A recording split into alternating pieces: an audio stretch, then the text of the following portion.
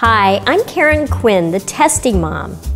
The word test may strike panic and fear in your heart, especially when thinking that your little child will be tested. But don't panic. These days, children as young as 4 are regularly tested to get into private schools or gifted programs. And don't think you're off the hook if your child is going to a regular public school program. As soon as the year starts, kids are evaluated to see if they belong in the slow, average, or advanced reading, writing, or math groups. If you have a question about testing in young children, send it to testing at Building Blocks for Tots, and we'll try to address it in a future segment. Today, we have a question from Jamie. Jamie writes, "We are going to have to go through testing for kindergarten admissions. What's the difference between tests given for kindergarten admissions versus a kindergarten readiness test?" Jamie, there are many different kinds of tests out there that you might hear about. Often you'll hear about IQ tests such as the Stanford-Binet or the Wechsler Preschool and Primary Scale of Intelligence, which is also called the WIPSI. These tests are given one-on-one by a psychologist, and they measure abilities that kids have that aren't necessarily learned in school.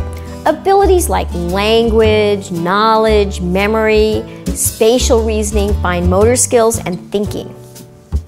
Now, another kind of test that children take is an achievement test. This measures what children have learned, usually in school. When you hear about children taking their state achievement tests that cover math, English, science, and social studies, these are measuring what kids have learned in school, and these are the achievement tests.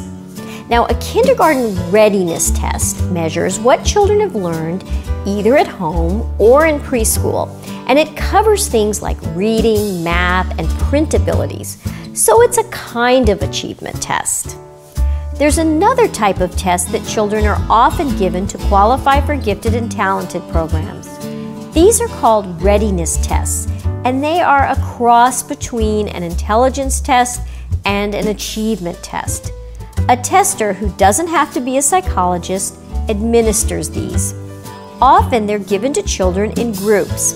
They will cover some items that require thinking abilities, such as analogies or figural reasoning questions, but they also might include math and language items. The OLSAT and COGAT are 2 tests that fall into this category. I'm Quinn, the testing mom, preparing your child for all of life's tests.